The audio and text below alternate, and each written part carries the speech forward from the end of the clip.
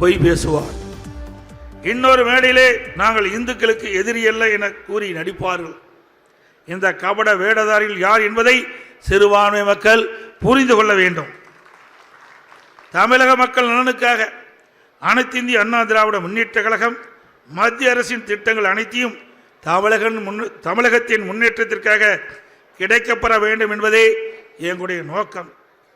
சிறுபான்மை மக்கள் ஒன்றை தெளிவாக புரிந்து கொள்ள வேண்டும். அனைத்து இந்திய அண்ணா திராவிட முன்னேற்ற கழகம் என்கின்ற இந்த மாபெரும் இயக்கம் பொன்மனச்செம்மல் புரட்சி தலைவர் எம்ஜிஆர் அவர்களால் தொடங்கப்பட்டு இன்று வரை ஜாதி மதங்களுக்கு அப்பாற்பட்ட ஒரு சமூக நல்லிணக்க இயக்கமாக தொடர்ந்து செயல்பட்டு வருகிறது. இந்திய அரசியலமைப்பு சட்டத்தில் வலியுறுத்தப்பட்டுள்ள மதச்சார்பின்மை என்கின்ற கோட்பாட்டில் நம்பிக்கை வைத்து அதை கடைபிடிக்கின்ற இயக்கம் அனைத்து இந்திய அண்ணா திராவிட முன்னேற்ற கழக இயக்கம். நம்முடைய அனைத்து இந்திய அண்ணா திராவிட முன்னேற்ற கழகம் சகோதர உணர்வையும் அன்பையும் சமத்துவ சிந்தனைகளையும் தனது ஆன்மாவாகவும் இதயமாகவும் கொண்டு இயக்கமாகும். அதிலும் குறிப்பாக சிறுபான்மை மக்களின் உரிமைகள் இந்திய அரசியலமைப்பு சட்டத்தில் சொல்லப்பட்டபடி காக்கப்பட வேண்டும் என்பதில் என்றும் உறுதியாக இருக்கின்ற இயக்கம் அனைத்து இந்திய அண்ணா திராவிட முன்னேற்ற கழக இயக்கம். சிறுபான்மை மக்கள் சிறுபான்மை சமூகங்கள் எந்த வகையிலும் ஒரு அச்சுறுத்தலுக்கோ பலவீனத்திற்கோ உட்பட்டு விடக்கூடாது என்பதில் பொன்மனச்செம்மல் புரட்சித் தலைவர் எம்ஜிஆர் அவர்களும் இதயம் புரட்சித் தலைவி அம்மா அவர்களும் உறுதியாக இருந்தார்கள்.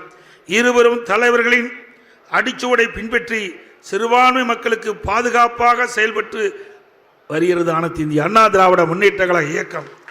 அந்த வழியில் நாங்கள் உறுதியாக பயணித்துக் கொண்டிருக்கின்றோம், பயணிப்போம்.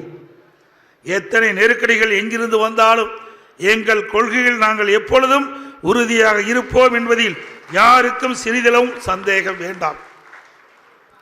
அனைத்து இந்திய அண்ணா திராவிட முன்னேற்ற கழகம் ஆட்சி காலத்தின் போது தமிழ்நாட்டில் சிறுபான்மை சமூக மக்களுக்கு எந்த ஒரு அச்சுறுத்தலும் இருந்ததில்லை. அம்மாவின் அரசு ஆட்சியில் இருந்தவரை சட்ட ஒழுங்கு திரைப்பட பாதுகாக்கப்பட்டதில் தமிழ்நாட்டில் ஜாதி இன மத மோதல்கள் நடைபெறவில்லை. அனைத்து இந்திய அண்ணா திமுக கூட்டணி என்பது தேர்தல் சமயத்தில் கட்சிகளுக்கிடையே ஏற்படுத்திக் கொள்கின்ற ஒரு ஒப்பந்தம் மட்டுமே. கொள்கை என்பது எங்கள் கட்சியினுடைய உயிர் மூச்சு போன்றது என்பதை இந்த நேரத்தில் தெரிவிக்க விரும்புகின்றேன். எனக்கு முன்னாலே பேசியவர்கள் கூட மரியாதைக்குரிய முனிவர் கே மேசக் ராஜாவில் குறிப்பிட்டார்கள்.